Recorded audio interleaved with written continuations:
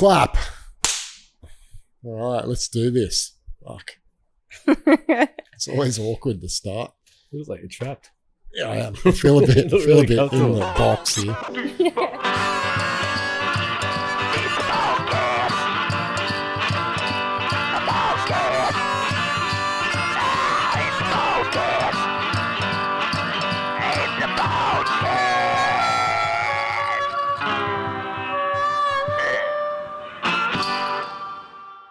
All right, today, welcome to the Boardcast episode. Who knows? Tonight we've got another guest for you guys. His name's Pete Long. He's a long-time snowboarder, skateboarder, surfer who owns Modest, and there's some new things happening which we'll get into. But yeah, welcome. Thank you. Thanks for having me. All right, Absolute pleasure. Thank you for being here. Alrighty, so just to start, a bit of information about you.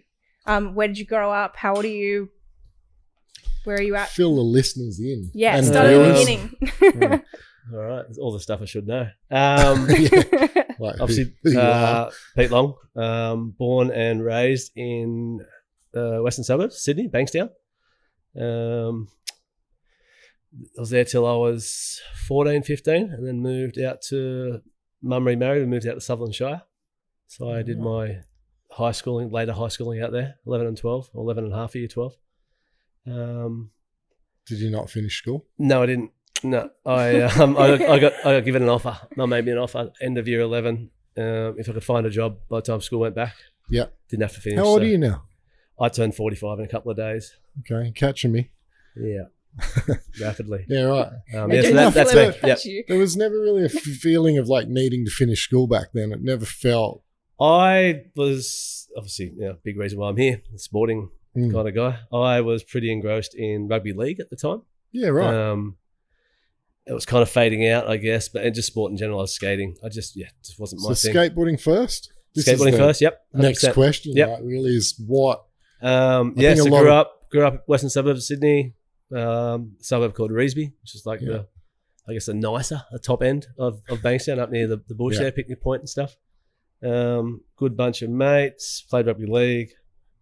But yeah, skateboarding was my passion. I was given a yellow banana board at about 5 or 6. Yeah. I remember just lapping up and down my grandparents' pathway. So yeah, for 5 or 6, which at the time I was young. So you're an 80s. Yeah, 80s. Kid. Like that's my heritage, is Yeah. skateboarding. Skate- Borderline obsessed. 6, 7, 8, 9. When at that time, obviously now a lot of kids at that age, that's what you do. Yeah. Back then it was pretty rare to see a kid my age zipping around on a skateboard. So fast forward a few years, 9, 10 was skating vert. Was just skating all the local parks around and got into vert. I think that's back when like Fairfield Yeah. vert ramp and the big complex out there. So I used So to that's what spend my year's that, weekends like? out there. 80. Oh, 84, 85 through to like 90s, Okay. early 90s. Yeah, okay. Yeah. Um, Same time I was at Curl Park. Yep. And obviously we used to come out here because We never went to Curl. Fairfield, to be fair. Kitchener, Mona Vale, vert Yeah. ramp. There wasn't many vert ramps. So No, you there was travelled only a few. Bondi vert ramp, Mona Vale, Manly, and then obviously Fairfield. So Yeah, right. trying to convince Dad. Mum and Dad broke up when I was 7 or 8, so I obviously had two homes every second weekend. I'd go to Dad's.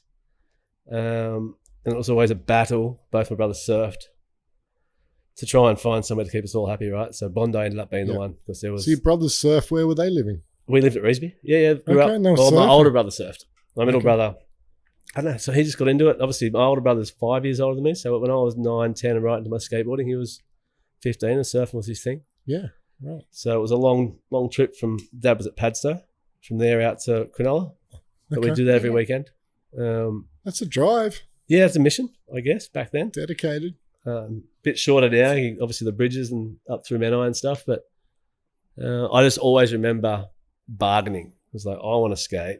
My brother wants to surf. So at Bondi, when they had the vert ramp out there, Yeah. that kind of been the happy medium because my brother could surf, I could skate. Right. I think my middle brother, he just jumped between both, right? We're just hanging out. He was into his computers and stuff like that too. So he's probably gaming or whatever. But yeah, that's kind of where it all started for me. Yeah, okay. So then what age did you pick up a surfboard?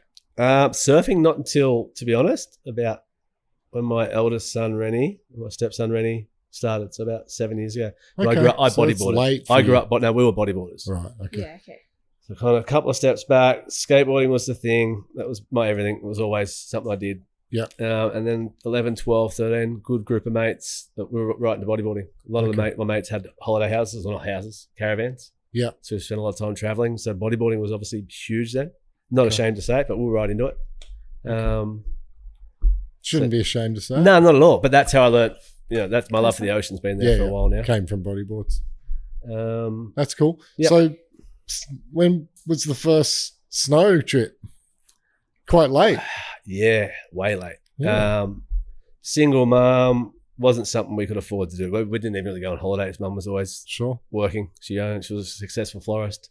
Weekends were her busiest time. Yeah. Doing wedding floristry. So snow was, again, not until a mate's dad was going down, maybe 15 or 16. Okay. I So went really for a weekend. Yeah. I mean, obviously knew of it growing up skateboarding. Thrash magazine, John Cardiel was idol. Like, it knew that all skateboarders snowboarded because back then they did, right? Yeah, and most of them were pro. Yeah. At both. So it was always something I wanted to do and thought of doing, but it was just I'd never seen the snow. Didn't grow up going to the snow. Okay. But I remember that first day, it clicked. 15 or 16, loved it. Didn't get back again for Like every skater. yeah, mate. Instant. thought I was Like, gonna oh. kill it first Yeah. day. That was humbled quite quickly. Yeah. But it did come a lot quicker than some Yeah. other mates because of the skateboarding. So that's 15, 16. Didn't go again. I think I convinced my auntie, who was skied, to take me and a friend down a couple of years later. So once around 15, and then a couple of times at 17. Yep. So much so that when I'd left school, that was it. Snow. Our mate was moving down for the winter. I left school at 17, at year 11, worked for 1 full year as a picture framer. Random, just mum offered me, get a job, you can leave school. So first job I could get was that. A year into that, a mate was going down to the snow for the winter, which I didn't know was a thing, and invited me to join. So First season. I did, my first season, 18. 18. Yeah, right. So late start, but straight into seasons. Yeah, 100%. So my first time being at the snow longer than one night was for a full winter. Season. Interesting. That's So crazy. good. 100%. Yeah, right. So the bug bit. Did you then go into like back-to-back seasons, or how many seasons have you 30 done? odd. No. Pretty much. Honestly, Yeah, I'm still doing them. up until 2000, I did my last season. In 2000, I met my wife 12 years ago, 2024. 2011, 2012, I did my last season down there. But up until then, 98, what's that, 2008, 2018, yeah, near on 24 seasons. Yeah, right. Wow. Okay, well, that's a big number. Yeah. If you'd asked me to guess, I would have guessed sub 10, maybe 8 or 9, not 20. No, I did. No, is that right? Is that the maths? I don't know. 2000. When was your first one? 1998 was my first season. And then when did you finish? 2008, 2000. Fuck. So what age? From 18 at least to 15. what? 18 till 32. But you did 33. consistently Every winter. back to I back. did not miss a winter. That's about 6. There was actually one winter down there, which again it may come up 14, later. Where I was, But you were traveling too, right? Going but I overseas. wasn't doing back to backs as such. Okay. Right. I loved Either way. I loved my time in Sydney and my friends in Sydney. So I'd do the winter down there, love snowboarding, come home. I also didn't like working. So the idea of coming home and make money to go overseas, I come home and just loiter. Yeah. Okay. And eventually get over. And pretty much back to backs, meaning get over there by Feb, March and do a couple of months. Yeah, and then come back. Yeah, the first 5 or 6 were in Whistler. Yeah. Feb, March. Yeah. But I still call it back to backs because Yeah. there was rarely a summer that I didn't go snowboarding. Yeah, right. Yeah.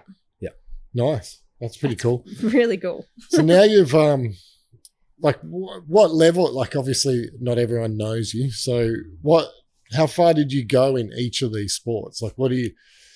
I mean, I kind of know the answer, but not everyone does. So where did you get to in skateboarding? Where did you get to in snowboarding? And Skateboarding, I got to for my age when I was right into it. yeah, Keep in mind, it was the boom, and I was 11, 12, and I was doing demos at like festivals and stuff like that, Yep. like big day outs and skating events. I was that 11, 12-year-old kid that could do a backside air above coping, Right. which back then was a big deal. Yeah, big deal. It was a huge deal. Like they're doing Absolutely. 5s and 9s at 8 now, but whatever, back then. Yeah, So that I kind of, that was kind of, I'd say that's the pinnacle of my skateboarding, but I kept skateboarding. Yeah. But 12, then the focus shifted to rugby league right. because there was a lot of hype around that and what I was doing, and there was money then, it was Super League and stuff, and Yeah. we were battlers as such, so there was always that opportunity to, So they were pushing your parents. yeah. Oh, pushed my you? dad was right into it. Oh, Right. I loved it. I loved Okay. like to this day. I'm not gonna Yeah. lie, I loved rugby league. I had nothing to do Sure. with it now. I don't even follow it, but I Yeah. loved it. Okay. And obviously had a bit of skill. Yeah. Played representative. That's so like 12, 13, 14, 15. I did that. My energy went into that. What happened with that? They realised you weren't big enough. And to this day, honestly, I can say I got over it. Yeah. The Okay. politics. Yeah. Right. There was money getting offered. I was signing contracts. As a kid. Yeah, 14, 15. Yeah, 100%. Yeah. Right. A handful of my mates that I played with went on to be very successful. in What rugby league. position do you play? I played. How we get I played half 5'8". Okay. Again, So it's, you were it's in part the of, it's part smallest- of my story. So yeah, right. I'm not afraid to tell You're it. in the smaller positions. Yeah, and You weren't then going to die out there. I don't know. I guess I remember just being not into it. Yeah. I remember being like, there's too much going on here. I also couldn't put weight on. Right. So at 15, I kind of maxed out. It's only in the last 5 years I've actually It's metabolism as you do that's when you get a bit called older. middle Yeah. But I was the same weight from 16 to 32. Right. Same weight, same height, and it's not the weight that runs around Brookie over here. No. way. No, they're big I boys. was getting belted. So I then, 14, 15, I was skating through that. Yeah. So I guess the pinnacle of skateboarding was prior to that, Yeah, and then okay. got back into it at 14, 15. There was also, skateboarding died. Yeah. A lot of the kids I was skating with are a couple of years older than me, Dave Bodner, Skunk, Yeah. like Ty Coling, those guys were all like who I looked up to. Mick Mulhall, they were all 10 years older than me. Yeah. And they'd already left the States. Okay. So I wasn't old enough to do that. Taz, Ben, Jake Brown, Yeah. kids that I was skateboarding with. Yeah, and you were 5 years younger, 7 years I was just younger. a bit younger and missed that kind of. I think if I was a few years old, I would have went over and maybe that would have been what I did. Yeah, okay. But ultimately happy with what's turned out. Sure. And it became pretty handy skill and base skills to have once I started getting into snowboarding for sure. And snowboarding, where did you go? So that was As an athlete. social. First couple of years, more drinking, more partying than snowboarding, Yep. working. Just loved not being in Sydney. Loved being somewhere where you walk down the street and everyone said hello. It was weird to me growing up out west. Yeah, for sure. And obviously everyone goes there for a good time. So that was initially the first few years. And then I started taking to the pipe and riding pipe, and the skills transitioned across, excuse the Almost pun, but perfect. boosting, starting to get some notice there. Sponsors came. Yeah. So that was 23. I'd done 4 or 5 or 6 seasons, 23, 24 when that kind of started to happen. And that's around when the Olympics pipe started happening Okay. too. So it was hype. Yeah. Around that, I was doing events. By no means was at the peak. I guess I was still had my head up my ass too far. I was just too into the partying and Just a 20-something-year-old kid, right? I'm just snowboarding, fuck the world. All that shit. Didn't want to cut my hair. To this day, I remember getting told, and it's something that'll stick with me, and I won't mention who said it, but if you'd have cut your dreadlocks off, put the sleeves back on your hoodie, you're a chance at this. Yeah. right. Really? Which You know what I mean? so Which is, not to what me, you at the wanted. time, I was like, well, okay. Had I known what the path that could have led to, like funding from the government and traveling and doing comps, maybe, but to me, that was just like, that's not my thing. No. That was not what snowboarding was There wasn't about. social media. You couldn't promote yourself. Right. So the pathways were limited. Yeah. So it was still magazines. It was a and boys' club. You were Again, in it. Yeah. And Yeah. I just wasn't, I was fringe, through my lifestyle choices and my habits that kind of kept me slight fringe of Yeah. the boys that could have helped you get on trips and stuff like that. So, Sure. just proceeded to do winters, had a good crew. We loved boarding. We made our own edits. You guys would know Webby, who he'd come down to winters with us or stay with him, just film. Yeah. Make CDs at the end of each season, send them off to sponsors, and that gradually just grew. And I had some good support for a bit there, and it wasn't until my late 20s that I actually got some budget, which again was just past when there was budget. Right. Okay. So I finally got my shit together where I felt like I was marketable to brands, was pitching, trips and just seeking support, genuine support, and thought I had a valid reason. And there just wasn't a budget. So I was working in warehouses, getting money together to go overseas to produce content, I guess, which in this day and age is social media. But back then it was trying to get photos for magazines. Interesting. Yeah. Pretty wild. Jeff, definitely a changed business, isn't it? Before we get to the modest stuff, what work background did you have before? Like you kind of mentioned, answered that. You you didn't mentioned really. warehouses, I work. like- Okay, so obviously you do winters, so you got to support yourself. I worked in kitchens. Okay. Yeah. So often I felt maybe I should have went down the instructor. Like wasn't coaching them path. It just wasn't my vibe either. It was a ticket. It was a ticket to back winters though, and we all know that. And like so many good Australian snowboarders have come from that. Yeah. Because they got the time on snow. And my biggest curse was coming home and just like, how am I going to get over there? I've got to scrape a couple of grand for an airfare. I've got to go. I've got to work. Instead of just being able to go and snowboard. Time on snow, reps, basically. But trying to get the reps in and I couldn't. So, yeah, I washed dishes, started off. Then I started making pizzas, just worked my way up in kitchens. So predominantly for the first 15 years. So prior to starting Modest, you haven't done any further education besides high school. And hadn't worked in retail, hadn't worked in like product-based businesses. No. My mum was entrepreneur, I guess is what you call it. She owned a couple of florist shops and she kind of braked out of the mold. So that was always there, that inspiration. To this day, I thank her for that. Awesome. I knew it was possible to do your own thing, which is almost why I didn't want to do work for anyone else, which was hard. This is what you got to do. You got to make money, right? But so yeah, no real background, nothing. Exposure to the industry. Yeah, I'd lived in the industry. I'd worked in towards the back half once I'd obviously got some sponsors and was getting budget and was getting coverage. I was working. There's obviously one prominent warehouse here on the Northern Beaches where I came back to for all the boys worked at. Everyone worked there. And to this day, professional skaters. That's how they got by, and us snowboarders would come in for a few months here and there too and pack boxes. And I learned a lot in there to the point where I remember saying to some people like, "You guys should do it like this." You don't know what you're talking about, Pete. Back in the lane. All right, cool. Yeah. So learnt by watching. When that company's gone, we can mention. Yeah. Okay. Well, Quattro, Quattro right? Sports. Yeah. 100%. Extremely successful business. Came in right time. So you did have experience in like retail and distro. Yeah, I'd work. I'd worked retail. I'd obviously worked Borders. I'd done a few stints that's here. True. I'd forgotten all Manly about Vale. I worked 2 stints. When you were there too.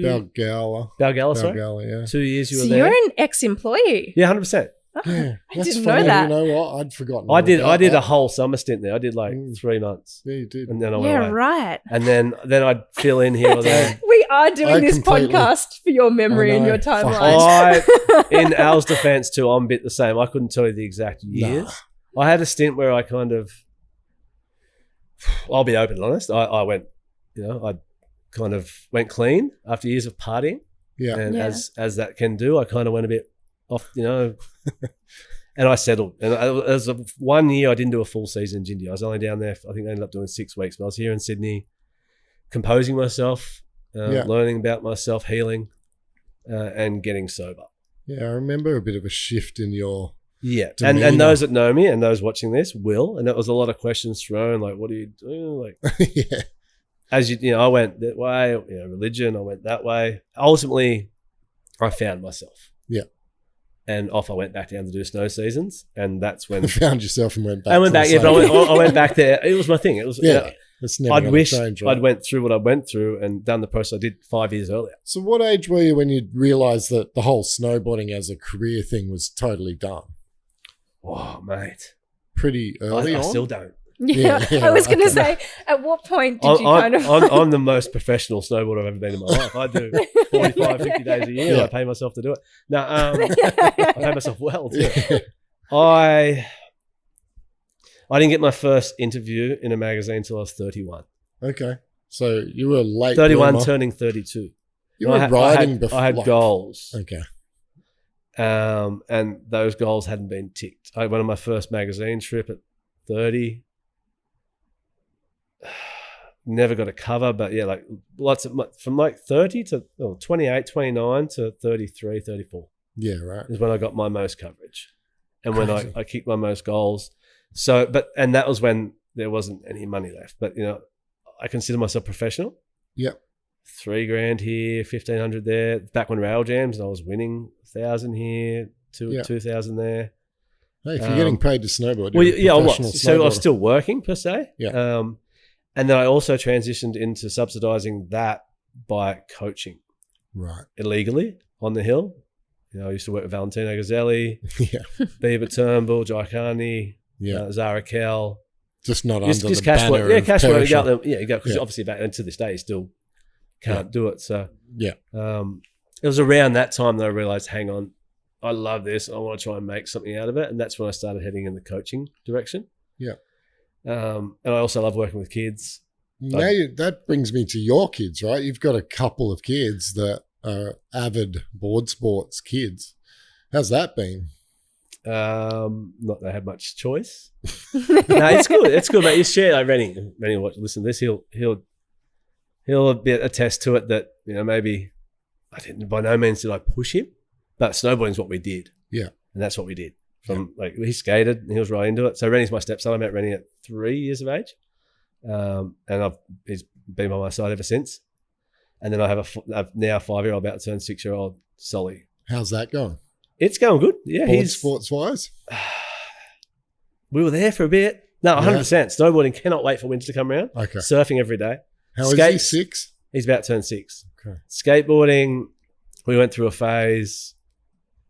What was it? It was mainly through winter, to end of winter into spring here, and it was every day. Obsessive. Now he's just like, take it or leave it. But we'll get down there. We'll get down there once or twice a week, and the skill set's there. Okay. The passion's there. He needs it to burn off energy. But my oldest, Rennie, like I said, it was just me, him and his mum at that time, and I was still doing winters. And we were very much still going down quite a lot. And his mum loved snowboarding, so it's just what he did. But then it got to a point where he was extremely talented. But I feel like he felt like it was all he did. Yeah. By no means was I pushing him, but it was just all we were doing. Yeah. And the long car trips down every weekend, or we're going down all the time. Yeah. But before my wife's smart move to buy a little cabin and put it down there, we were renting a place down there for the winter because we were going down so much, living in Sydney and going down every weekend. Board sports, and then he's since transitioned that into surfing. So when I got into surfing and he got right into it. Yeah. So he was a great little skateboarder, which led to foundations for snowboarding, which have since led to foundations for an extremely well-rounded surfing approach. Okay. So that's awesome. And that's what he does. He's 15 and he's a sponsored surfer, and that's what he wants to do for a living. So yeah. I'm trying to get you to jump. Yeah, jump. Sorry, I'm all over the shop. No, you're right. Let's get into Modest. So where did the idea come from then? Like, why did you want to start this brand? It was your first. I've sat on that question so many times, and to be honest, it's like there's a few layers to it. I've always wanted to start a brand. I'm a snowboarder and a skateboarder. I grew up obsessed with youth culture, obsessed with fashion, like almost fringe fashion, how I used to dress as skateboarders. Skateboarders now are more, how do you say, it's more mainstream the way skateboarders, everyone dresses like skateboarders. But me growing up, I always wanted to dress differently, which is why I took to skateboarding. Cut your sleeves off your hoodie. That makes sense? Yeah, exactly right. And obviously through my partying stage, there was furry leopard baggy pants and just to stand out, right? Yeah. But I guess the transition. So I'd done the coaching a few steps back. The coaching, and then I'd met my wife and Rennie, and the concept of traveling. There was money to be made there, but nothing beyond the cost of traveling. And my love for snowboarding and the traveling wasn't matching wanting to be at home with my now wife and Rennie, and trying to build a foundation, a proper future, right? So there was not a realization at some point, well, if I want to keep doing this, I need to generate Well, there was. I guess that's what I'm leading. So there was a little bit of like, I'm maybe not going to be. I've given so much of my life. I wouldn't say dedicated, but given, like literally given, to the point where it's had me on the floor in tears. Given so much of my life to my passion in snowboarding that I just thought I can't not try and monetize this. The amount of people I know, the amount of experience I have through working in shops, working in holes, seeing the mistakes people have made. The amount of people I knew through my travels and the industry, the amount of success I'd seen, the amount of mistakes I'd seen. I just felt that I'd be silly not to have a crack. I also, again, cliche as hell, but by the homies for the homies. Yeah. Our industry is, to this day, saturated with, I don't know how to say this without offending anyone, but saturated with people who I don't think are genuine. Yeah. Maybe they snowboard, yes. Yeah. Of course they do. But do they generally know what a kid will do, the lengths they'll go to tick that box of getting a trip, to get that sponsor, to get in a magazine, to become a professional athlete? And to live their fucking dream, basically. So I know it. I've lived it. I believed in it, and I've been a part of a few kids' journeys. So I guess, again, I just felt it'd be silly not to try and start something, a brand. Or at the time, I think it was more a movement. Again, cliche, but like just something for us. Because in Australia at the time, I think there was one other brand that was starting to pop up, but it was like an Australian brand. There was some bigger Australian brands, but there was no rider, like profile. Again, I do consider myself a professional athlete at the time. Yeah. Albeit not paid in that sense, but I was a professional athlete. I was sponsored, had stickers. I was at all the events. I was in the magazines. So what was step one? Where like the idea was there, Modest needed to have a product. Was it always going to be eyewear? Well, so there you go. Couple of steps back, I'd ridden for an eyewear brand that was pretty much the ethos of what I built my brand. I rode for Ashbury Eyewear and direct through Nima and the guys out here that distribute it. It had started to go, those boys had lost interest. And the brand stopped being distributed out here. It's since been rebirthed. Someone bought the brand. Sorry if I burst a bubble there, but it's not the original owner at all. It's been bought by someone else that's got Chinese investors and backing another brand. Long story short, at the time, it was gone and going out. I just felt there wasn't an eyewear brand in the industry. And again, I wasn't just thinking Australia. I was thinking globally because I'm like, if I'm going to start something, how do you make a living? Yeah, we go global. At the time, and that's what you followed, right? You followed international brands. There wasn't an eyewear brand, snowboard specific, owned and operated by a snowboarder. Okay. That made specific eyewear for kids that fit a specific genre. At the time, all the technology was like big, spacey. It was super. There was a lot of advancements going on in eyewear. It was getting a bit silly. Yeah. Your first goggles, I clearly remember, were like a cut back. Here's a goggle. It wasn't, here's a goggle that looks like you just got off. Well, that was the idea. That was the concept. And again, back to brands that I'd previously ridden for, and a similar concept was majority of our guys, my mates, we wear goggles when it was snowing. Yeah. Other than that, you wear sunglasses, or you're lapping so quick that you're not wearing anything but sunglasses, at the time. So it was like, you don't need to spend all this money on these crazy colorways and stuff like that, big, outlandish kind of versions of eyewear. So it was to find something simple, and it today is still in our range, the team goggle. Yeah. I came out with 2 colorways and hit the market. Previous to that, I was getting some sunglasses from a sunglass wholesaler in the city and having it printed from a printer here in Brookvale.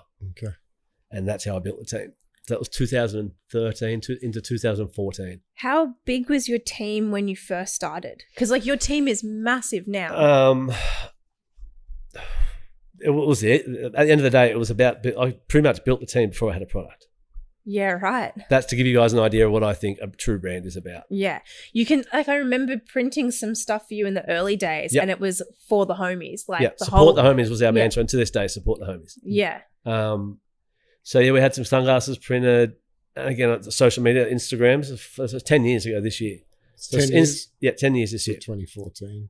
Instagram had just started kind of doing its thing, which has proven to be one of the most useful tools on the world. I've built the whole brand in my fucking pocket. Yeah. Excuse my French. Yeah. You can swear. My ability to, and I believe self-confessed understanding of the industry and the lifestyle and what I think is cool. Again, other people might not think, and they're not our customers. Sure. But I've built a brand which is obviously now somewhat successful based on just putting stuff out there, and again, being able to post content and share footage of my team or my friends at the time to this day. Yeah. Was important to me, and that's how we started. So we just put some stuff out there. We got some product on some boys. At the time, no one was paying riders out here for eyewear, and still to this day, it's hard unless you're top tier X Games, Olympics. You're not getting very much money, if any, from an eyewear company. So it wasn't hard to kind of slowly pick some kids and poach some kids, or never really poach, but just have kids say, well, why are you riding for them if they're not paying for you? I want to ride for Longy. And before you knew it, we had a pretty good team. So, I mean, this is going to sound like a suck fest, but my admiration for you and your brand and the way you've done it is simply, it's been done right. Like as a retailer, as a snowboarder, as just a human being, I think the way you've put athletes on first, had an athlete-driven brand, had a brand that hasn't tried to... You're the only wholesaler I can honestly say I've had conversations with that I say, you should put your price up, man. Like, I've never said that to another wholesaler. That's kind of common. That's kind of common, that. Oh. And I guess we'll lead into all that too. But yeah, I've said that to you so many times. I appreciate that. No. It doesn't. That's not what we're about. And that is such a refreshing thing from our perspective. The way the team, I think of it, the way you've run this brand kind of has more of a skateboard vibe than a snowboard vibe, to be honest. It's team driven. It's always been about having the right people on the brand to represent what the brand is. Yeah. And it represents you, which is very different to a lot of these eyewear brands that are massive companies, or they're a part of another company. They're just a forgotten part of a bigger picture in a lot of cases. So yeah, like total admiration. I think the way you've done it, you've paid your dues, and any success that comes from here is well deserved. Thank you. In saying that, year one, how many goggles did you sell? So year one was 214. So obviously 213 into 214 that summer, I'd sent some sunglasses. I was working in Colorado for a camp. I'd sent some sunglasses to a few of the boys. I bought some goggles online and had some patches sewn on to them. Again, this is before I knew how to even source eyewear. Yep. I even went to my previous sponsor and asked if they could make them for me, knowing that they were kind of going out, and they said they could, but there was minimums, and that minimum was 300, and I couldn't do it. Okay. So it's just as far as finances. So we started. I just made some sunglasses, sold them, got them on the heads.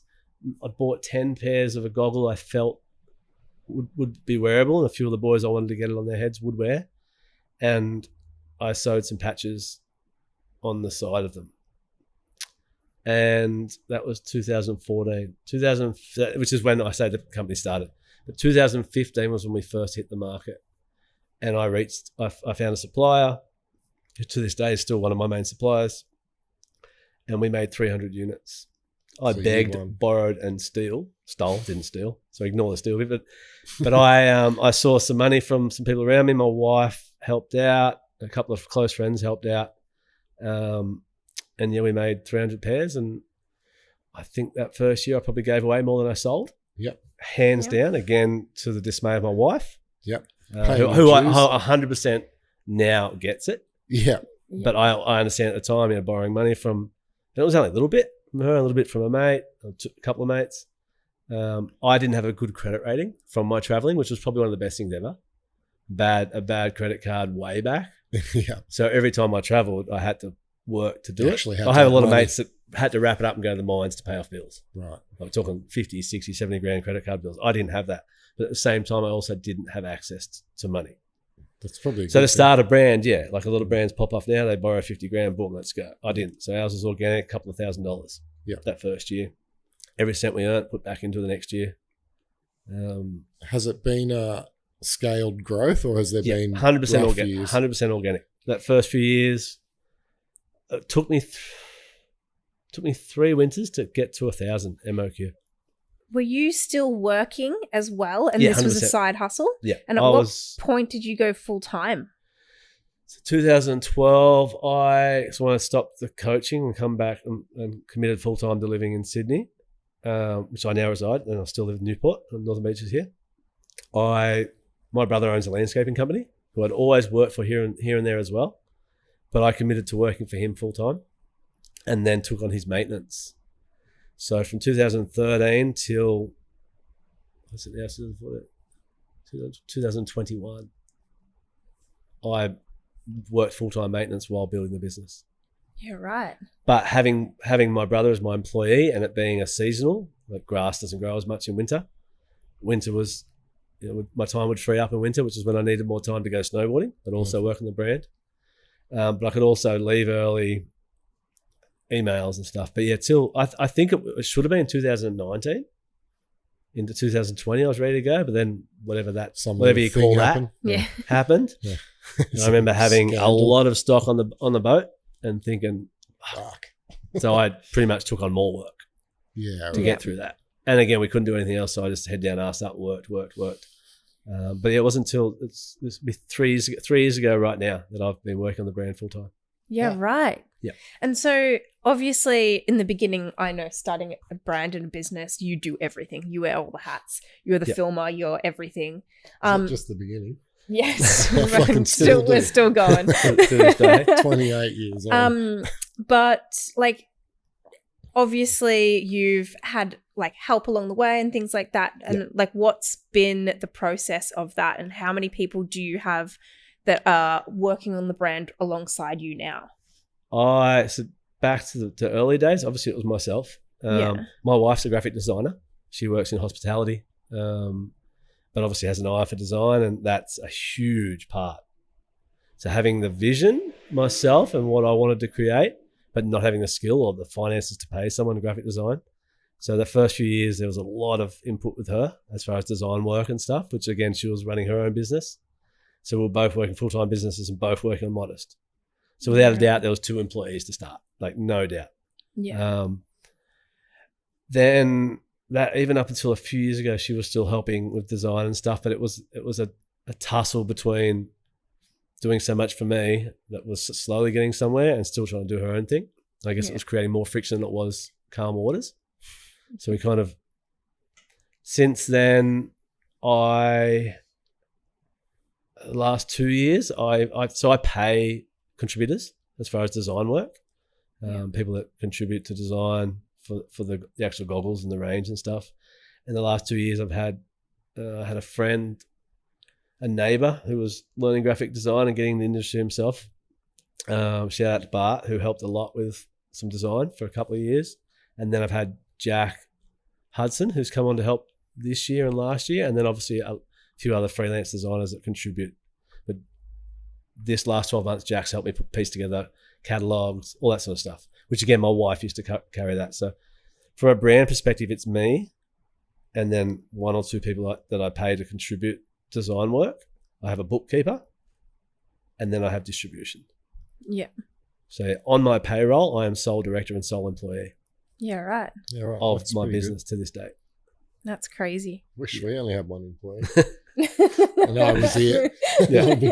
Sweet. We'd be so good. We'd be screwed. I think that's right. That's kind of it. But so this is really cool to hear. It was a partner produced yeah. brand in the sense of me and my wife.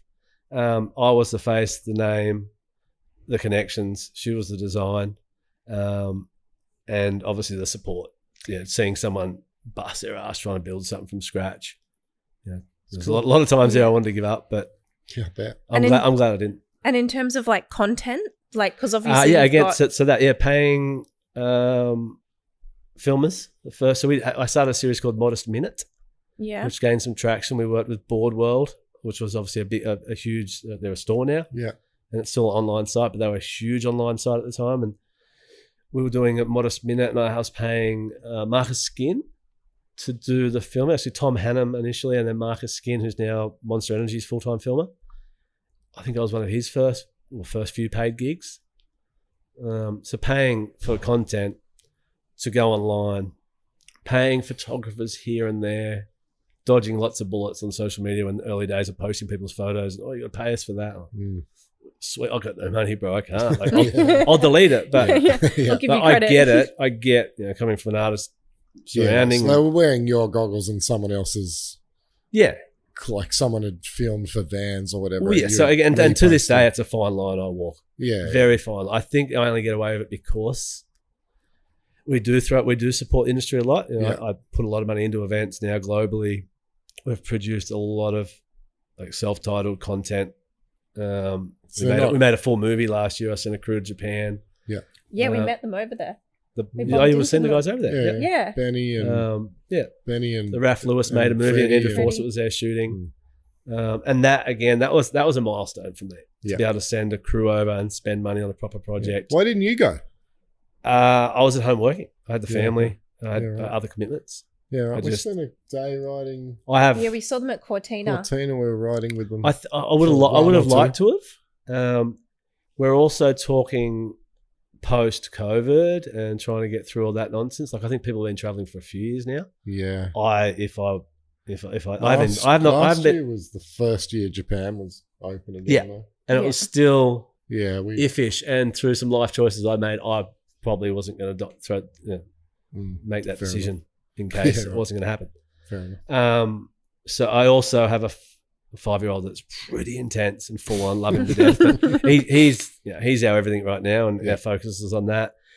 Our focus is on trying to move out of a really nice unit we're in on the beach into a house in the Northern Beaches, which may have to win lotto. But there's other priorities. Yeah, I bought a ticket today. But 30 mil. I had a good crew over there, and I trusted them, and the result was amazing. So that just kind of comes back to.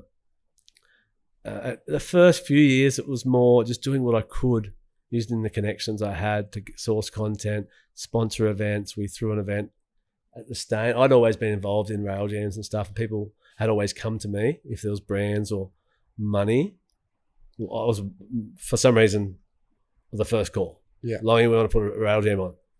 That thing at the Stain was round the place. So Eli helped with that. Eli, who's now back at Skull Canyon Seabreeze. Yeah, right. And he was working at the Stain at the time, and same deal. It's like I felt a conscious deal, so I put a lot of effort into that, building the riders and setting the state, like the setup and stuff, as a conscious deal to have my logo, which other brands probably paid good money for. Yeah. So I kind of did a lot of that.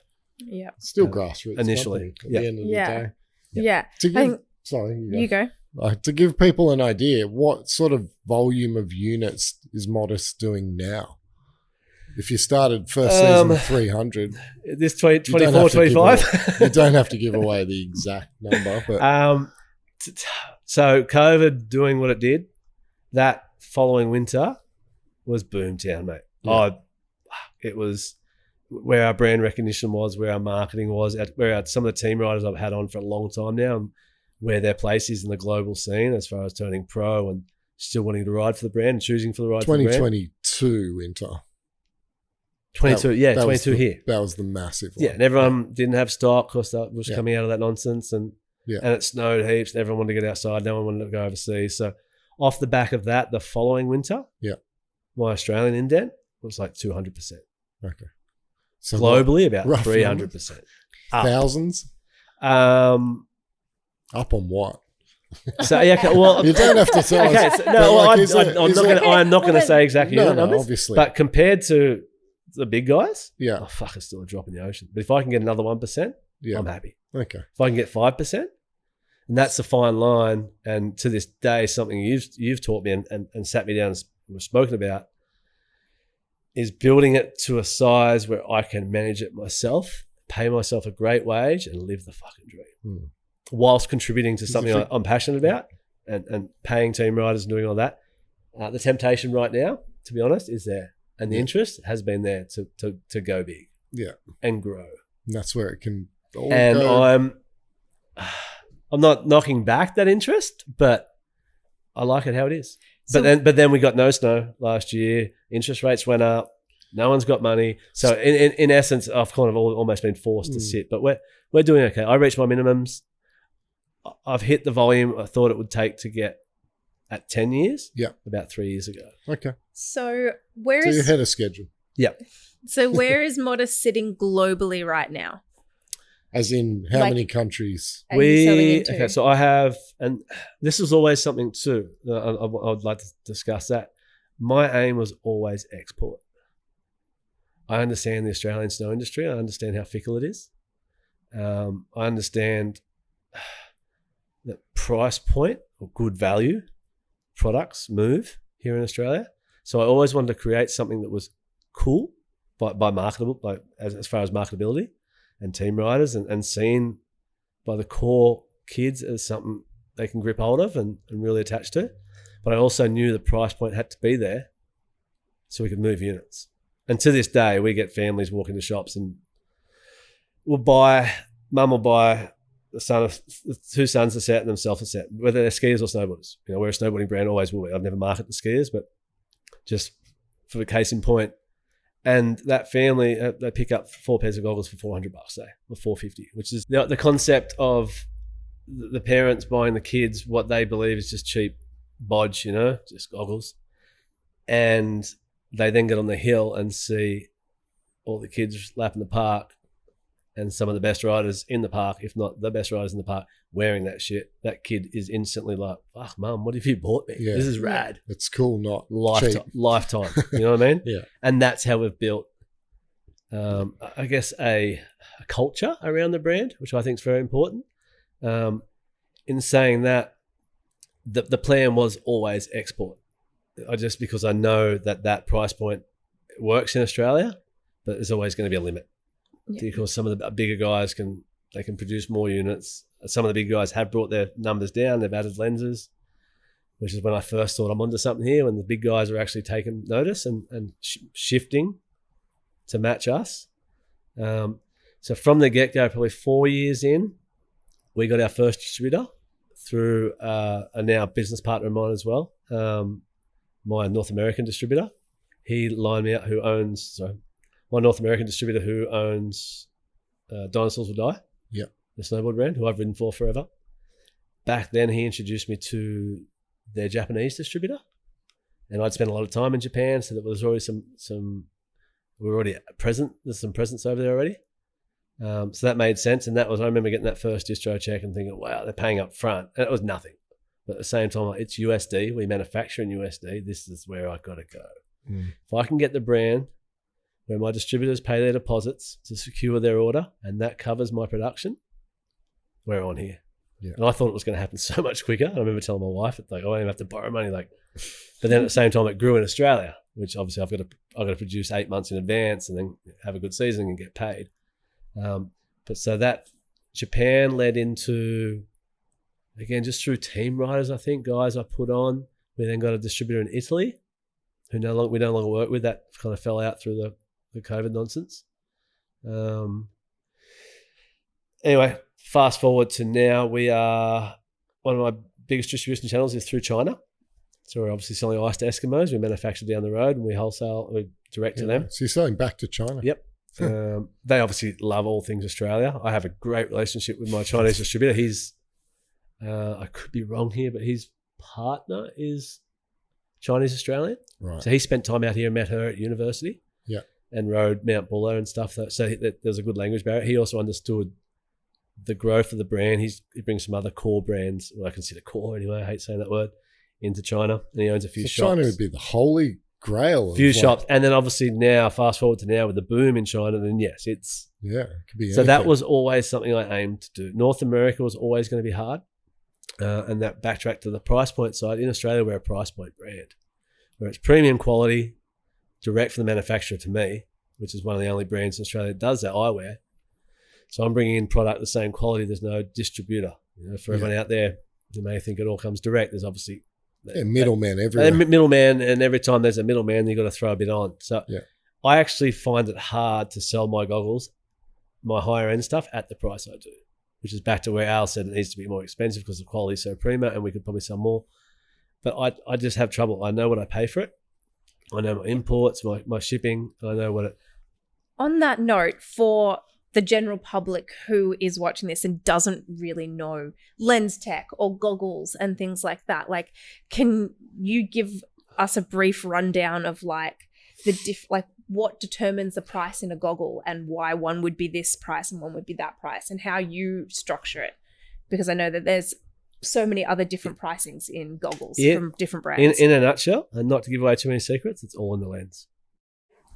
Every snowboard goggle frame is made of the same product, same material. Like whether it's compounded differently, but it's always a PU, so it's a plastic material. Every strap is made, but the process of making straps, designing, putting the design on straps, be it a jacquard weave, like a woven strap or a printed strap.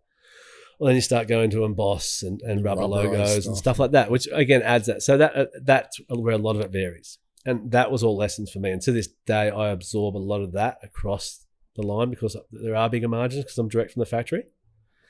And I just come in at the same price. Whereas I put goggles to market, and some of my retailers know this, and obviously some of our customers know this, that you touch it and you feel it. You're like, why? This should be a bit more than that. It's got a nice premium rubber logo or something. But to me, it's only a fraction in cost, and that cost doesn't get compounded multiply like by distributors. It's just me direct to the retailer, and I take that hit across the volume.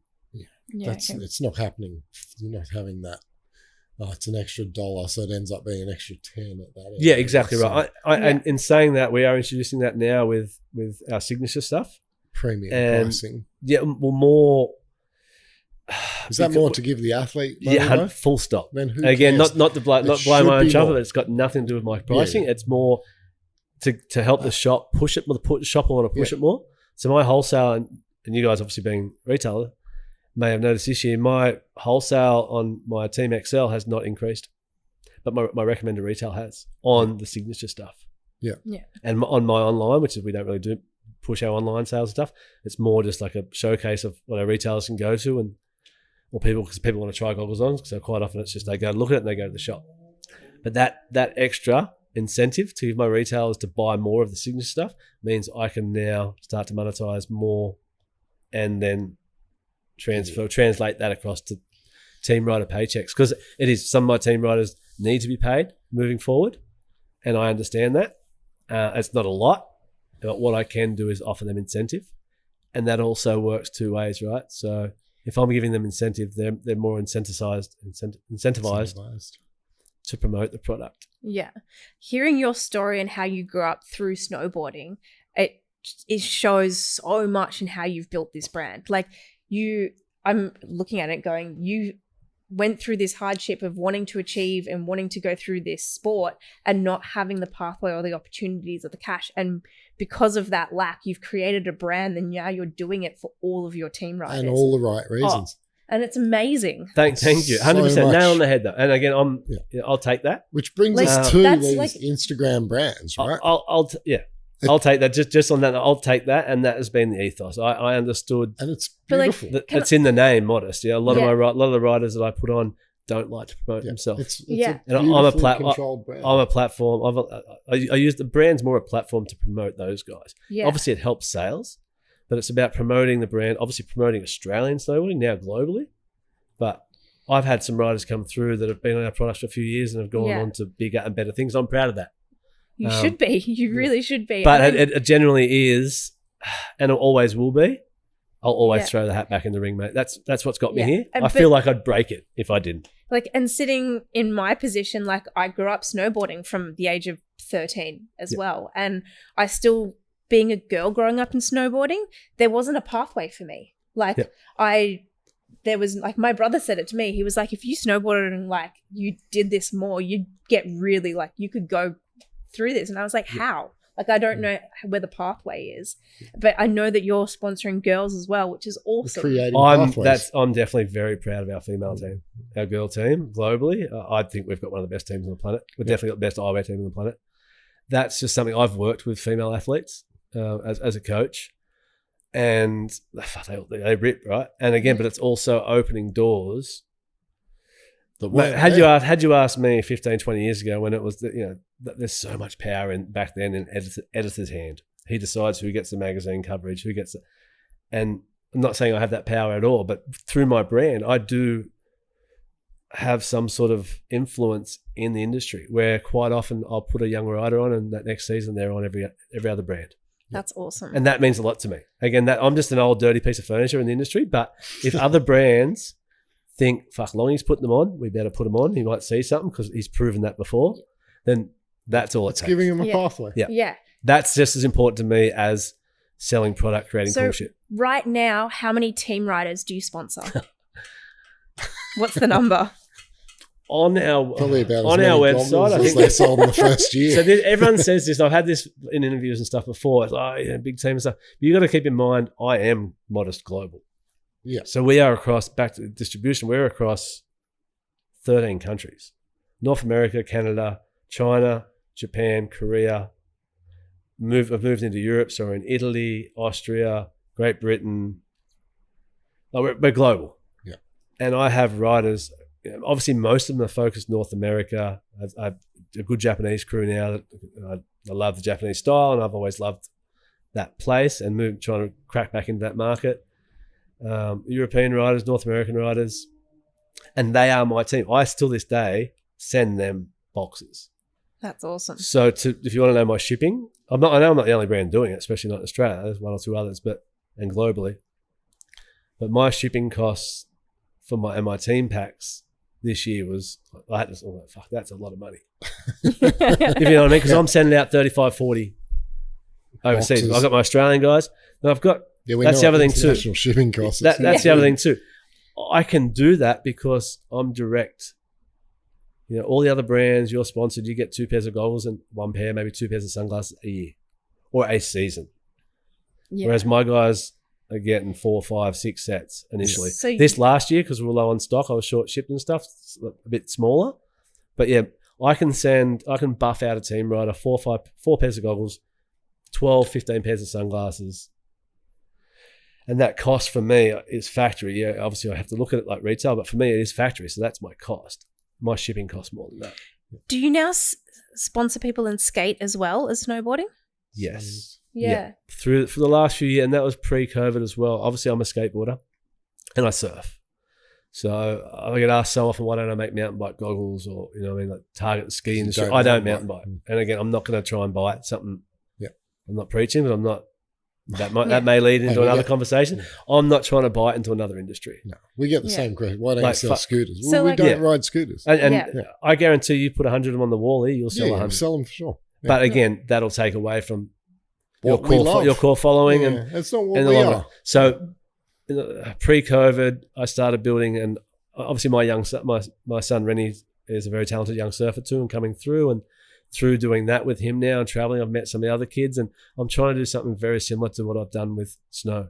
I'm not buying riders. I'm not trying to come out, and I've put kids on that were 12, 13 who are now 15, 16, and obviously some of the local skaters as well. And it kind of, through COVID, when the budget wasn't quite there, it had to take a bit of a back seat. But now I'm trying to push back into that now and have a crack at the, I'm not going to call it surf or skate market, but lifestyle market. Yeah, okay. Sunglasses. So ballpark number, how many people? On my website, I think there's 48, 50 listed. Yeah, I was going to say it's over that's 50, shifting because right? I've got kids that have been on since the get-go, my original guys that aren't riding as much. And as much as I do want to keep them on that page, I've always said to myself, on that page, I'll leave it at 50. They're kind of, they still get gear. If they ring and they want goggles, they get goggles. Yeah, it's a massive team. Yeah, it's huge. But again, in comparison to, let's just say, I'll use Oakley because I don't want to mention other brands, but you look at Oakley, not even in that ballpark, but Oakley North American regional would be about 5,000 riders. Yeah, right. There'd be about 5,000 people in North America that are getting flowed product. With 500,000 times the budget, though. Yeah, exactly right. But I'm just letting you know, I've got 50 other smaller brands like Chris Beresford, who does Dang. Yeah. He's probably got half the amount, maybe close. Maybe he's probably got 30 guys that get sent boxes, probably more regionally. Yeah. But of course we can, But yeah, probably about 50 all up. That's awesome. Again, like I'm going to go straight into this other thing. Can I ask a certain way? You can sugarcoat it. Here we go. Sugarcoat it. Go. I'm ready. Well, because you said earlier in this chat that you built your brand on Instagram. Yep. So hang on. But so you built. Using Instagram. I've used Instagram as a tool to build my. That's very as opposed to 2024, so some brands that now and the industry is plagued in them. Full Instagram. Have come out $100,000 budget, Instagram direct sales, and again, this comes back to my. What do you even call it? Online sales. Yeah, I don't e-commerce. You're driving people to shop. My percentage of what I put online compared to so I do my order by Aussie and I get my totals and then I add team rider. That's probably 5 times what I have for online. Yeah. So it's just and I sell out, which is good because I might only have 5 of that literally I might have 5 sets and it sells out in a week or 2. But yes, I use Instagram as a tool. Sorry, I didn't get to finish my sentence. Sorry. Because that's driving me. This is obviously you built the brand using Instagram. Yes, correct. But you've also focused so much on team, much on shops, much on everything else that matters in the community. Old school and brand in the building, sports. 100%. Yeah. Longevity. Yeah. So go out. Okay. Get it off your chest. It's not almost like my biggest pet peeve in snowboarding right now is a brand that appears out of nowhere that simply sells direct to the public at an inflated price, pretends to be something it's not, has done nothing for snowboarding or the industry or riders. They've paid no dues at all. And then we get this kid who comes in and asks for the brand, and we're like, mate, I could rattle off a couple. I know 1 or 2 exact brands. You know what I'm talking about, but they don't deserve to have a place in the industry, but they've bought away. They've figured out the Instagram algorithm. That's the algorithm, but that's money. For marketing. I've never paid for one sponsored ad on it. Call it wrong. A lot of our stuff doesn't get the reach I feel it deserves, especially right now. But it gets it through the shops. But that is all that matters. Pause. Did you just say you haven't paid for ads on Instagram? No. So you've built this brand on Instagram purely organically. 100% organic following. No sponsored posts. Well, I think we have 12,000. That is fucking incredible. 12,000 followers, and to this day, that doesn't match what we get. But I get that a lot of our users are seasonal, especially in the early days in Australia. Like during winter, we'll get 700-800 views on a video. I'm blown away by that. No, 100%. No, that's this day. So again, come to think about it, I've never seen a modest ad on Instagram. Touching on what he's suggesting, there's a fine line. Again, I'm going to say I'm not about it. No. But at the same time, I'm about the hustle. Yeah. If you think there's a market and you think you can get a piece of that market and make a living doing something, that's business. Let's go. But if you think you can come in and get a share of my fucking backyard, which is what they're doing, bled and had tears over for years and years and years, they can fuck off. Yeah. But in saying that, I also understand longevity. I understand the type of people that will be drawn to that brand, and they're not my customers. They're not, and yet they sort of are, right? Because they're buying it before they come into the shop where they could become your customer. Yeah, I true. sell a true. modest goggle at that counter. When I'm selling a goggle that, let's stop using brand names, but let's say I've got a $450 goggle with a magnetic lens, comes with 2 lenses. I've got a $159 goggle with the magnetic lens that comes with 2 lenses, and you plonk them in front of a customer that is not brand savvy. He's not even looking at the $450 one. He immediately tells you to put it back in the cabinet. Yeah. He doesn't give it the time of day. The only guy buying the $450 goggle is someone who's come in and asked for that goggle by name. Yeah. So what we are doing and what we're finding, which is beautiful because we know we're supporting a good brand, is offering them a product that we go, look, these guys are doing things right. And we can genuinely say that across the counter. So we can turn someone who may not have been a modest customer into a modest customer knowing why they just became a modest customer. We just created the right person, because the reason we sell this goggle is the quality's just as good. We all know that the quality's just as good. They're supporting Australian snowboarding. They're supporting from grassroots up. These guys are doing it right. And if that guy then chooses to buy that brand, he's your customer. Yep. If the Instagram brand, I hate doing that, but I have to quote market because I'm not going to say their name, but if they've already stolen that guy before he walked in, that guy never had the opportunity to become a long-term modest customer. I hadn't really thought about it like that. I get what you're saying.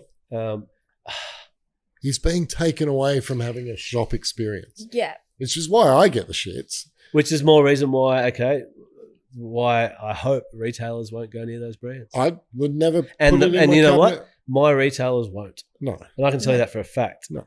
My retail list right now has been my retail list for a long time. To this day, I haven't been the best at traveling to see brands. I remember seeing a couple of shops go, I'm going to be the best rep. I'll be around all the time and stuff.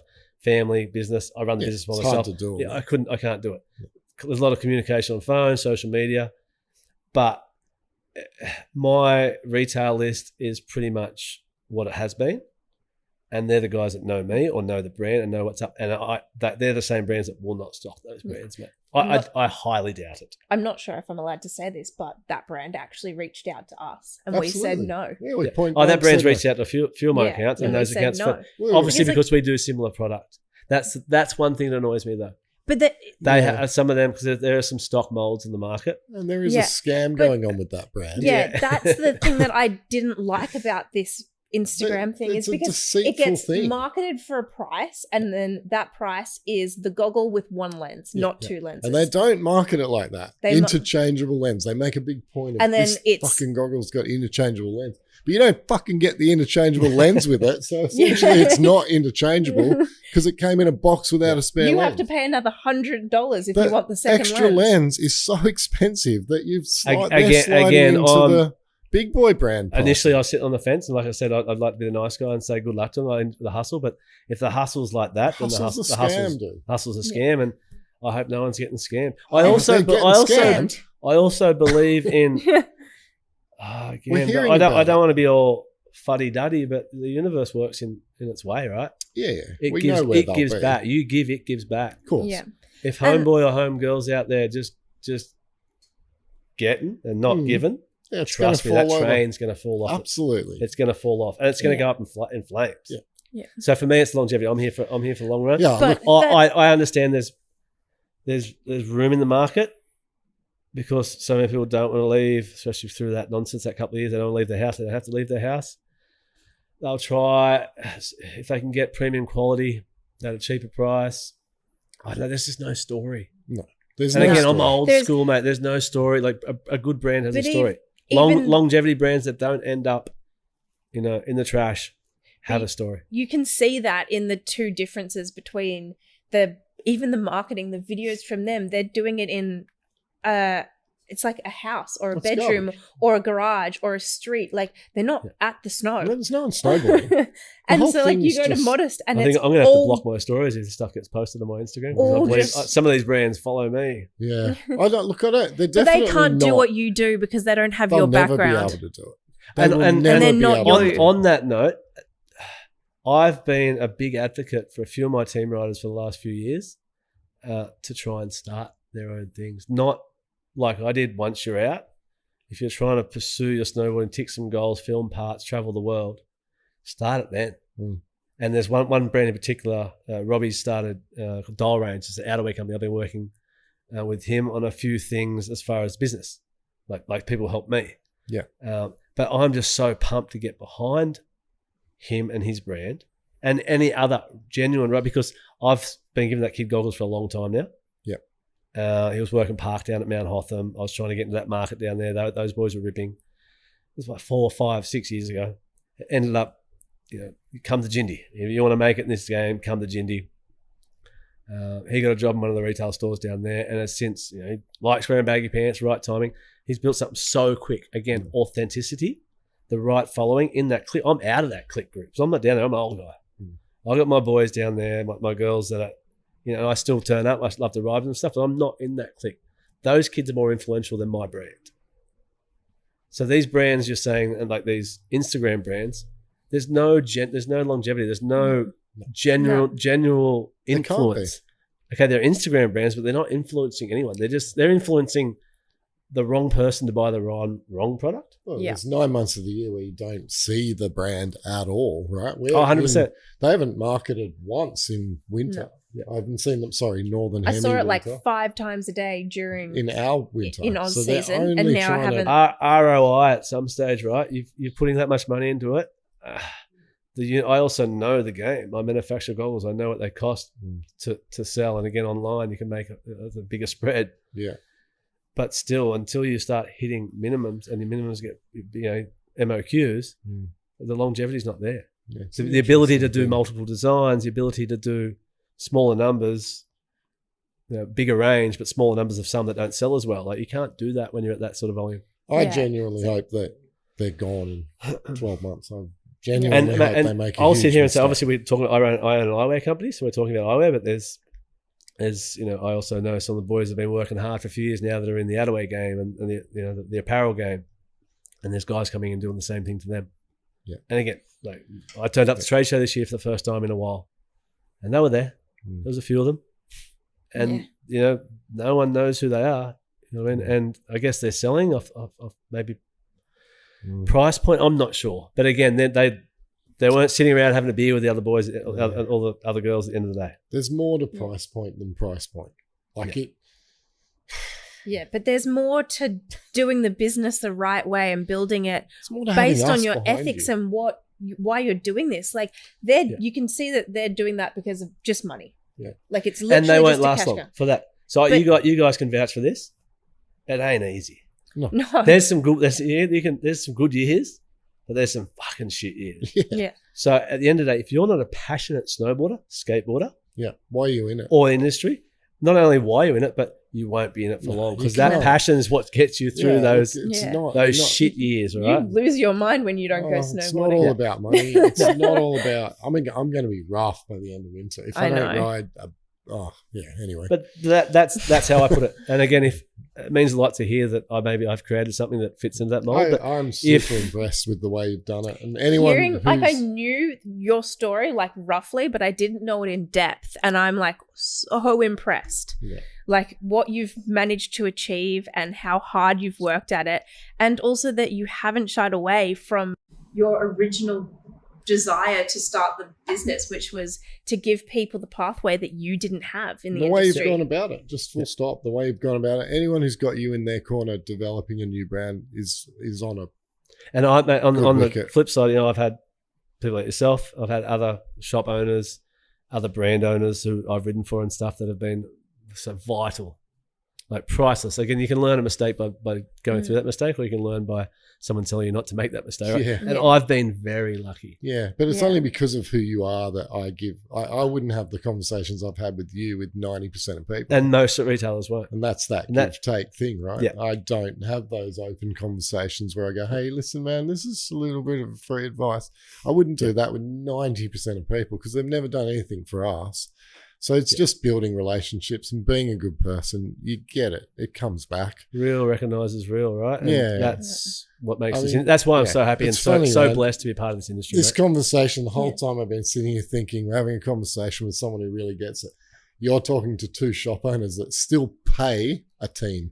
We have two paid team riders on our team, and we still put kids on. And like we're talking to those team riders being like, why are you not hitting up this multi-million-dollar company to pay you for that? And again, they're not paying you for a photo. Not trying to paying you. What the fuck? Not trying to fire shots, but I understand that those big companies, they are big for a reason. They have fucking very, very fine lines. No, they're not fine lines. They're like structured lines that can't be crossed. Yeah. From accounts down to here, I can be flexible to the point too much sometimes, where my emotional investment goes way past what should be my logical financial investment because I believe in that person. I believe in what I'm doing, and at the end of the day, it's just fucking money. Yeah. Again, my wife hears this and she's going to hear it. Like she knows that. Yeah. And I'm making ground up now, but I also believe in every cent I've thrown back in. has helped create what is and what will be. And mate, we ain't even started. At the end of the day, we're doing it we've got a company that we're doing in a different industry right now that we're doing exactly the same thing. We're giving away more than we're selling. Yep. And I truly believe it's the right way to go. And we're getting involved in like events that matter. Every event we can. That helps the environment, that helps like communities and everything like that. And that's just based on ethics. And we're watching that bank balance the whole time going, Jesus, we're pushing this. But it's grassroots, and it can't be grassroots unless you do it grassroots, right? Got to be grassroots. Grassroots is manufactured. I'm fortunate, again, back to the financial side of things, I fortunately never had the option to go all in and be like, fuck, we're ready to go, let's blow up, let's spend all this money. It's just been gradual. Yeah. And I aim to keep it like that. And that's humbling in a way. It's modest. Yeah. But it's also... I think I shot myself in the foot by naming the brand that, to be honest. But it's also the right way to go because, again, like if you don't have the passion for the sport or the industry or whatever you're doing, you're not going to stick around for that slow process. No chance. No, people are just too impatient. And or like there's hard times, right? Yeah. There's stress. There's all that. And that is quite often... You get through that quite often because you're passionate about it and you know there's going to be good days, and at the end of the day you're going to be bored or you're going to be skating or you're going to be hanging out with your crew, or you're going to see that kid that you've sponsored since they were 12. I've got a few examples, right? You're watching Valentino Gazzelli right now. Yeah. Full stop, mate. I've coached that kid when he was younger. I worked with him. Yeah. Sponsored him for a few years. I knew for a fact that it was only going to be a few years. Yeah. I think the conversation even happened with his dad where it's like, I know Oakley's going to call, but until then, let me just, he's running around like a madman. Kid's got so much fucking talent. Let me put him on, pull him into what I didn't stand to benefit from it too much. Yeah. It was just little Val.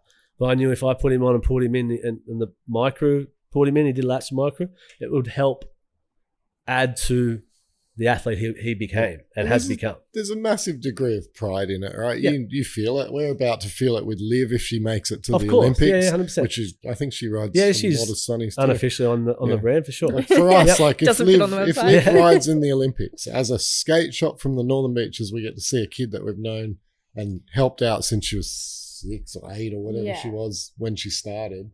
Knowing that, the pride that we'll get just as people. I don't care what we get out. We never made a cent from it. Priceless. But it's unreal. Yeah. Even then, you would understand this. It's not even seeing them at the Olympics or seeing them make it in the industry. It's like you put them on at such a young age, at that 11, 12, and then you see them and you watch them grow and develop as human beings. And at the end, it's insane. 10 years, 20 years later, you look and you go, holy shit, I remember when you were 12 and you're like, and look at you now. And like you've helped them and you've guided them along the way, like through business, through work. And I've got hundreds of them. I've done this 100%. For 30 years. So I've seen so many kids go from through the coaching I was doing, and obviously having that and just knowing there's more to it than just talent. Obviously, and that's cliche as well, but there's so many talented kids out there now. You've got to be good people. You've got to be a good person. Mate, especially it's mental as well. Yeah. Yeah. And then now with parents and stuff too, and that plays a big role. I'll dive into that. Could be a whole other podcast. It's a sad reality, but some parents may get in the way of a talented kid's future. They derail kids big time. But they don't know that. They're just trying to do their best. Absolutely. You know what I mean? I'm walking that fine line with my oldest right now.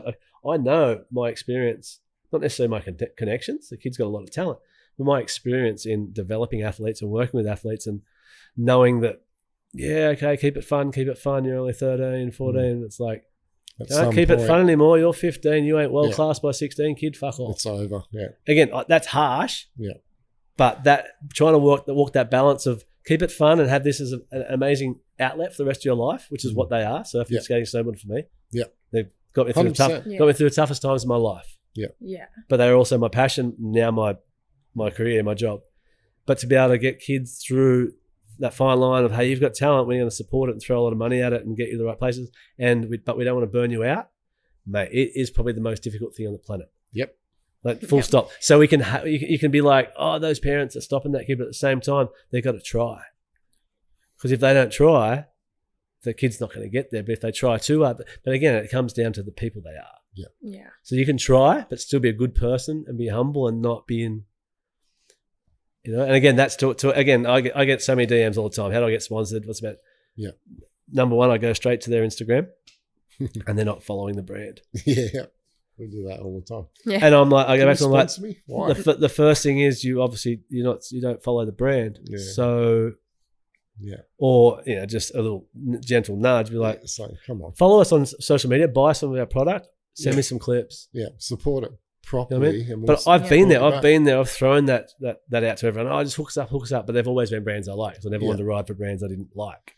And that's the hardest thing too. You guys know that, navigating, putting kids on that just want to be sponsored, or putting a kid on that'll do anything to be on your team. Yeah. And it's obviously the latter that ends up being longevity. Absolutely. Yeah. 100%. Absolutely. So what's the future? Like, where are we at? What's next? Cosmic. There's a few little things happening. Sitting in this chair a bit. No, they're actually quite comfortable. The future is for me, again, just walking treading that line of growing, but sustainable growth. Yeah. Where I can still be the guy that doesn't really like working much. It's true. But no, I mean, I love doing what I do, but the idea of going to an office 7 a.m. till 8 p.m, flying around the world for 2 days here and there, that's not what I started this for. No. I pick my kids up, drop them off at school, I'm around, we skate, we snowboard, we surf, I can snowboard. So trying to find that balance of building, and I feel that is my distribution network. Yeah. And I've got a good distribution network in place, especially my North American distributor, Sean, and that the growth is there because obviously the more we grow in North America, the bigger we grow over in the world, right? Sure. So that's my focus now is North America. We've just tapped into Europe, but just gradually and organically continue to grow. I've also planted some seeds, and as you guys probably know, you guys got sent order forms and catalogs. I've started something else. Yep. And placed an order. Trying to get the ball rolling there, and that's a new brand. It's exciting. A new brand called Cosmic. Yep. And that's basically just a soft goods brand. So not putting in a box just yet, but just a soft goods brand with the same ethos of modest premium quality. Not outlandish colours and patterns, but just nice, plain, well-priced product. Yeah, for the Australian market and for kids that again want something to grab to that don't. They walk in a shop, they don't levitate to the bigger brands. Yeah. Or even the local, some local brands that are doing amazing things that might not fit what they're trying to do. Yeah. So excited to work on that. Excited to travel again. It's been quite a few years where we haven't traveled. Obviously COVID and stuff, and then having the young guy, but he's 6 in a couple of months and his boarding's coming along. So yeah, this summer definitely, I've got distributors who I haven't actually met in person, right? Yeah. Okay. And retailers that are pushing units for us globally overseas that I haven't been in the shop. So to try and align the family going away for a few months and then going to trade shows and distributors and stuff and just getting back out there and traveling. Sounds fun. That's the plan. One last question before we wrap it up on a positive note. Yep. As a business owner, a lot of the times you don't look back and you go, fuck, like I'm really proud of this, or I've done this, or I'm really stoked I achieved this. Like taking the team out, because that's a whole nother ball game that you focus on. What is one of your biggest achievements in building Modest? Personal. Wow. Collaborating with some of my favorite brands. Not giving away too much, but a big collaboration with one of my most favorite brands. Had you asked me 10 years ago that we'd be working with these guys on a product, I would have laughed at you. So that I'm proud of that. I'm proud of the product development. And I'm just proud to be able to, a kid that, like I said, was financially unstable not that long ago and living in a car before living in a car was cool. Literally living in a Barina like 12 years ago when I met my wife. To now being able to provide a life for my kids and help support my family. My wife obviously still contributes heavily, but I'm super proud to be where I am right now financially. You should be. You should be. And obviously super proud to be where I am physically and mentally and want to do this shit forever. That's awesome. I'm proud to say that I know you and that you've done an incredible, I think you've done an incredible job, and I'm just really proud of what you've done. At what age did you two meet? Oh, don't know. Pushing timelines. Apparently you worked for us. No, long way. I don't even remember. Just for long way. So 96, 7. I'd moved over here. Again, the industry was over here, so I was working over here. I started moving over here between our winters and going overseas Longreef was only 20 years ago, 15 years ago. 96 till 2002. Yeah. So I'd say early 2000s. Yeah, okay. I would have met Al, and then Mark, and then known the guys ever since. Awesome. Yeah, crazy. Thank you very much for coming Appreciate on. it. My pleasure. It's been Thanks an for awesome having me. episode. Thanks for listening. Might be a two-parter. I know I dribble. Yeah, sorry. No, it was good. Can It was talk. very deep and insightful. Awesome. We'll get you back in a bit and talk about the next 5 years. It'd be my Your pleasure. next Hopefully, business venture when it's Cosmic. out. I want to see Cosmic do well. I want to see everything you do well. You deserve it. Thanks, mate. Means a lot. Awesome. Thanks for the support. Thanks for coming. Thank you. Appreciate it. Sweet. Peace. I'm out. Fuck. I think I broke it.